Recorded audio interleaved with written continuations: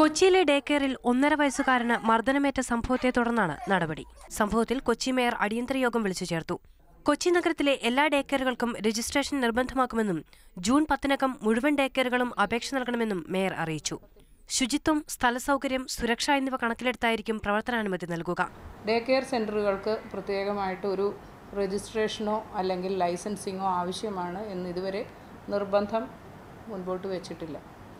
പക്ഷേ അത് ഈ ഒരു സന്ദർഭത്തിൽ വളരെ അത്യാവശ്യമാണെന്ന് തിരിച്ചറിയുന്നതുകൊണ്ട് അത്തരത്തിലുള്ളൊരു രജിസ്ട്രേഷൻ നഗരത്തിലുള്ള മുഴുവൻ ഡേ കെയറുകൾക്കും നിർബന്ധമാക്കാനാണ് ഇന്നത്തെ യോഗത്തിൻ്റെ തീരുമാനം.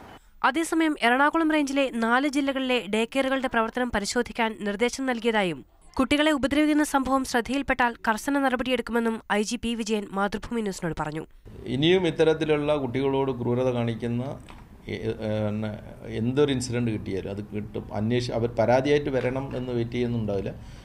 ഏതെങ്കിലും മീഡിയ റിപ്പോർട്ടോ അല്ലെങ്കിൽ സ്പെഷ്യൽ ബ്രാഞ്ച് റിപ്പോർട്ടോ അല്ലെങ്കിൽ ഏതെങ്കിലും രീതിയിലുള്ള അന്വേഷണം കിട്ടുകയാണെങ്കിൽ നമ്മൾ പോലീസ് നേരിട്ട് മുൻകൈ എടുത്തിട്ട് തന്നെ ക്രിമിനൽ നടപടികൾ സ്വീകരിക്കുന്നതായിരിക്കും. മാതൃഭൂമി ന്യൂസ്, കൊച്ചി.